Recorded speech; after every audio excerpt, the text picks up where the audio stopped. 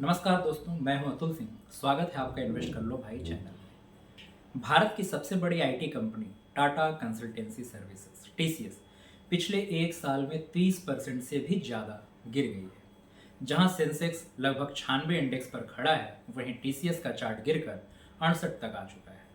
सवाल ये उठता है, क्या टीसीएस का गोल्डन एरा खत्म हो गया है? यह गिरावट लॉन्ग टर्म इन्वेस्टर्स के लिए एक गोल्डन एंट्री पॉइंट है। आज हम इस वीडियो में टीसीएस की कहानी को डीप डाइव करके समझेंगे। कंपनी करती क्या है? टीसीएस यानी टाटा कंसल्टेंसी सर्विसेज सिर्फ एक आईटी कंपनी नहीं है, बल्कि Indian technology face to the world है। कंपनी लगभग 50 से भी ज़्यादा देशों में ऑपरेट करती है और उसके क्लाइंट्स में फॉर्चून 500 कंपनीज की बड़ी लिस्ट शामिल है। इसका मुख्य काम क्या है? एप्लीकेशन डेवलपमेंट और मेंटेनेंस, मतलब क्लाइंट्स के लिए सॉफ्टवेयर बनाना और उसे रन करना। Cloud migration and digital transformation, companies को ट्रेडिशनल सिस्टम से हटकर एआई और क्लाउड पर ले जाना। Cyber security and infrastructure management, client के आईटी सिस्टम्स को सिक्योर करना और मैनेज भी करना। Data analytics and AI services, अब तो जनरेटिव एआई, ऑटोमेशन और मशीन लर्निंग में भी टीसीएस तेजी से इन्वेस्टमेंट कर रही है। इसके क्लाइंट्स को अगर देखें तो बीएफएसआई यानी banking and financial services, retail, telecom, health care, manufacturing और गवर्नमेंट प्रोजेक्ट्स हैं। यानी टीसीएस का बिजनेस मॉडल एकदम स्टिकी है। Clients multi year contract sign करते हैं और एक बार डील मिलने के बाद उनका निकलना मुश्किल हो जाता है।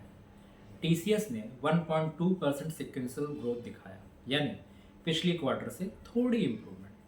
वहीं प्रॉफिट मार्जिन की बात करें तो 10 बेसिस पॉइंट इम्प्रूव हुआ, यानी कॉस्ट एफिशिएंसी का असर भी दिखा। लेकिन वेज रिवीजन का इम्पैक्ट भी मार्जिन पर पड़ा।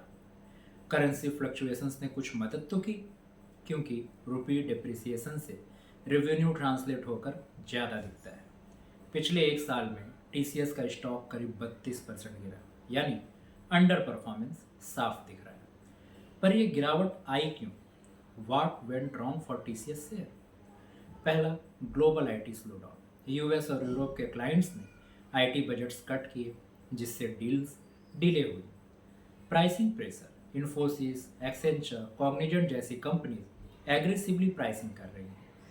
वेज हाइक्स, टैलेंट रिटेन करने के लिए सैलरी हाइक्स देनी पड़ी, जिससे मार्जिन्स दब गए। बीएफएसआई डिपेंडेंस, बैंकिंग सेक्टर में स्लो डाउन का सीधा असर टीसीएस पर भी पड़ा। High expectations versus reality. Pandemic के बाद आईटी बूम आया था, लेकिन अब ग्रोथ नॉर्मलाइज हो गई है। What are the strengths? TCS की ताकत क्या है? ब्रांड वैल्यू, टाटा नाम ही ग्लोबल ट्रस्ट दिलाता है। Client stickiness, multi year contracts, high renewal rates. Global scale, India की सबसे बड़ी आईटी कंपनी, 6 लाख से भी ज़्यादा कर्मचारी। साथ ही स्ट्रॉन्ग मार्जिन और कैश फ्लो, इंडस्ट्री में टॉप प्रॉफिटेबिलिटी, लगातार डिविडेंड देती है। AI and cloud investments, generative AI, cloud partnership और ऑटोमेशन से फ्यूचर रेडी बन रही है। बट कमजोरियां क्या है? बीएफएसआई पर ज़्यादा डिपेंडेंस, 30 से 35% तक का क्लाइंट बीएफएसआई। अगर ग्लोबल बैंक कॉस्ट कट करे तो सीधा असर। Talent cost, high wage hikes हर साल मार्जिन्स दबाते हैं। साथ ही लार्ज कॉन्ट्रैक्ट्स अप्रूव होने में टाइम लगता है, तो slow decision making in clients.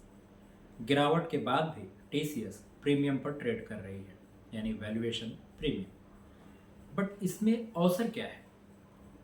AI और gen AI revolution, global companies AI adoption बढ़ा रही हैं और टीसीएस इस वेब में बड़ा रोल प्ले कर सकती है।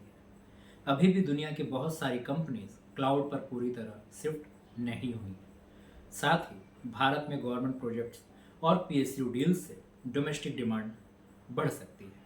जब क्लाइंट्स खर्च कम करते हैं तो आउटसोर्सिंग टीसीएस जैसी कंपनीज को फायदा देती है।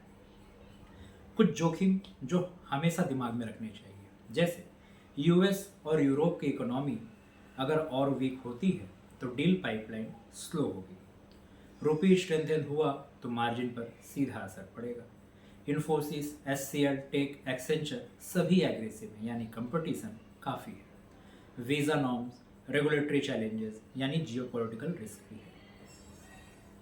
शॉर्ट टर्म अगर FY25 FY26 की बात करें तो ग्रोथ म्यूटेड रहेगी, मार्जिन्स पर प्रेशर भी दिखेगा। मीडियम टर्म FY26 की बात करें तो AI डील्स, क्लाउड माइग्रेशन और कॉस्ट आउटसोर्स प्रोजेक्ट से रिकवरी आएगी। और लॉन्ग टर्म में TCS की मोड इंटैक्ट है, ब्रांड, स्केल और क्लाइंट ट्रस्ट अनमैच्ड है।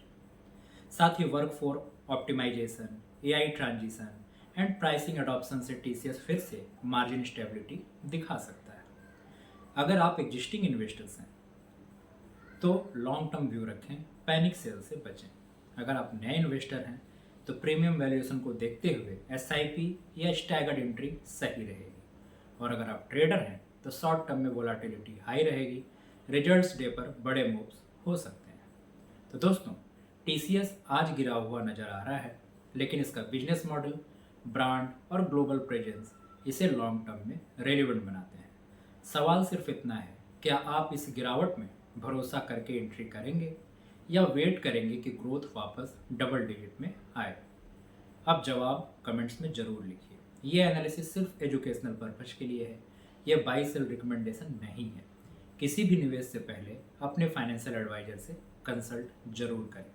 मिलते हैं अगले वीडियो में किसी और कंपनी के डीप डाइव एनालिसिस के साथ। धन्यवाद।